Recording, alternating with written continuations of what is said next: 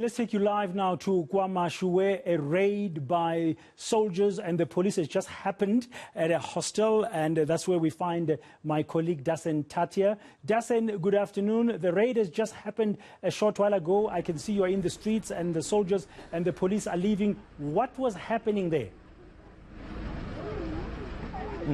That's right, Dan. As you see, this is just one part of the operations that are being conducted by police and the SANDF today. This is taking place in the KwaMashu hostel. I'll show you some of these visuals while I talk to you, Dan.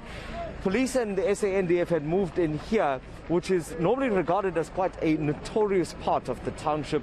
And I say that because of the number of crimes that had been committed here. There have been murders in this area as well, the political killings. So it's quite infamous around KwaMashu and in the Durban area.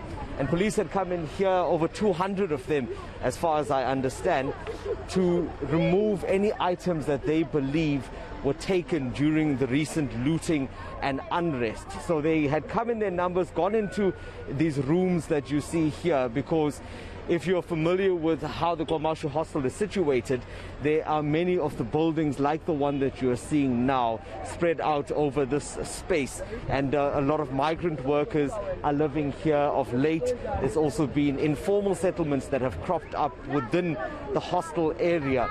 And in doing that, the police had gone into these rooms, gone into parts of the informal settlement to retrieve some of these items. They would consider it to be a success on their end. We saw some vehicles leaving now. This, I believe, is the second or third vehicle that was leaving just in the short space of time that we've seen, leaving with items like appliances. We were told that there were fridges and stoves, things like aluminium windows that were being taken out of here. Now, all of that will be taken by these police to the KwaMashu police station, at which point there will also be a further verification that will be done in regards to whether those items were legally bought or not. Now, you would have seen lots of raids like this, Dan, happening around Durban as authorities move to recover the hundreds of thousands of rands and the millions of rands of stock that was taken out of all of those warehouses just about a month ago. And as I mentioned, this is just one of the areas and one of those operations that are currently taking place.